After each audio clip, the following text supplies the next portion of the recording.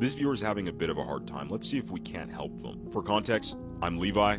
I'm a content strategist for one of the top UGC agencies. I've been doing content strategy for the past 2 years. I've been creating for like 7 years. So yeah, the first thing I want to say is that content is hard. And content is hard because platforms are built for quality content. But quality content comes with quantity, or knowing, posting a lot and just knowing what to do and what not to do. But posting is like shouting into the void.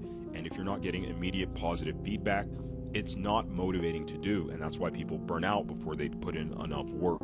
Now, the obvious answer to this question is to post more interesting content so you can get people more interested, right? But the hard question is, what in your life is something that is actually interesting to you? And then what angles do you approach it from so that your content, so that people are actually interested in what you do? Because there are plenty of people posting about their life, but it's just not interesting. So what do we got to do to make it interesting? This is the first question to ask yourself. How can I present who I am, what I'm doing, in a way that maybe people haven't seen, or in a way that people have seen already, but I'm changing it by like 20% so it feels new? One last thing to remember is that people make all sorts of weird sacrifices to try to get their content to go viral. They'll talk about stuff they don't care about. They'll talk about trending topics. They'll make trends. They'll do anything for views. And views they get, but not the type of views that can sustain them over the long term. Now, people will look at creators who do this and assume, if I'm going to create content, it has to be in this way. And it's not true, but it's what they assume, so they don't create content. So if you're not actually motivated to make content like Mr. Beast, you don't have to make content like Mr. Beast. If you're not motivated to make content about something, then don't do it, right? The healthy way to do it is to find something that you're already passionate about, that you're already doing, and then try to find an interesting angle or something on top of that. And that will keep you from hopping niches quickly, and it'll also keep you from burning out, because it's not like you're introducing something new to your life. It's just like you're showing us part of something that already exists.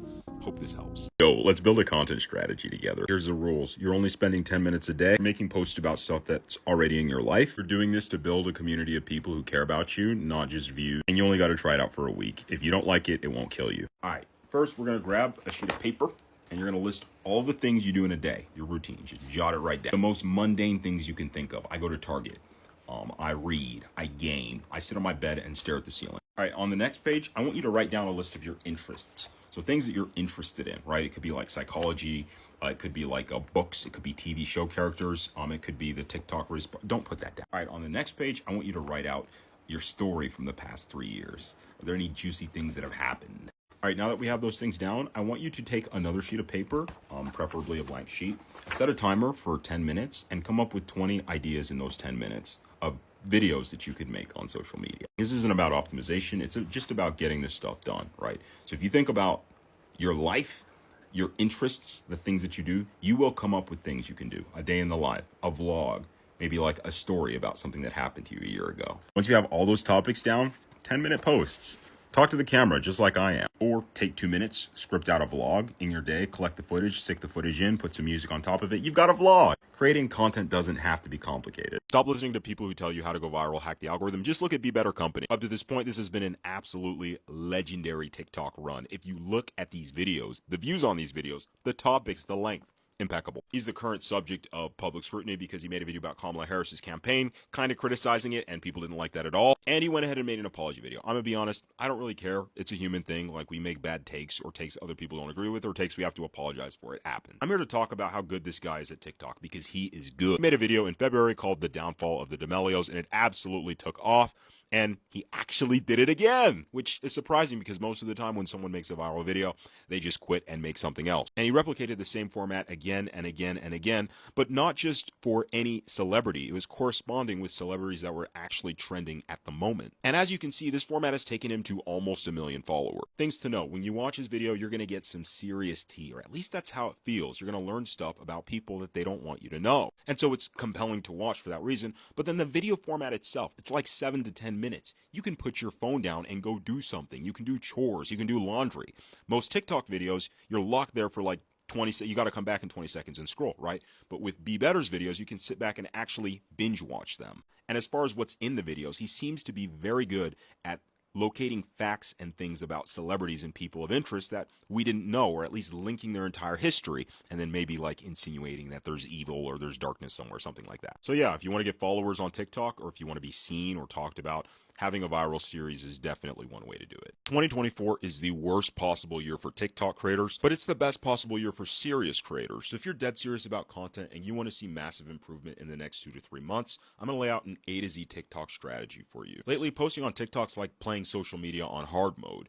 I have clients who repost 200 view videos on TikTok to Instagram and get 20,000 views. And it seems as though regular posts that you make aren't being rewarded as much as if you were to make posts around a trending topic, or post around a TikTok shop product, or if you were going live or using their features or something like that. And so it's demoralizing and discouraging because creators don't really know what to do. And on top of that, you have a ton of garbage theories from social media experts telling you to do this and to do that. And they set the expectation for you that you should be capable of building a social media empire by piecing together bits and pieces of strategy from all over the place. And if you're not going viral, then you're doing something wrong. Just make better content, bro. And what sucks about this is since you don't have any boundaries or any blueprint around content, you have to always be creative, and it's just so incredibly draining, and it's impossible to be consistent. So if you're tired of feeling like this, but you're not done fighting to create content that'll work both for you and your audience, I'm going to show you exactly how you can do this in a way that is comfortable for you, that aligns with your current lifestyle, and still gets you the changes in your life that you want. But first, we have to go over 3 rules for your mental health. The first is the 80-20 rule. 20% of stars have 80% of matter, 20% of cities have 80% of people, 20% of artwork has 80% of the market's attention, 20% of your videos will have 80% of the views. Jackson's Tips was the first person to introduce this rule to content, but the idea is that a very small number of your work will actually be the work that everybody sees, and so you just have to keep creating long enough for people to see that work. That leads me to the next rule, which is the effort rule. You will put in more effort than anyone will ever see. At the beginning, it's going to feel soul-sucking. You just have to keep going because at the end, the returns are exponential, quite literally. And all this is a predictor of the competition rule. This rule is that social media is the biggest competition you will ever play.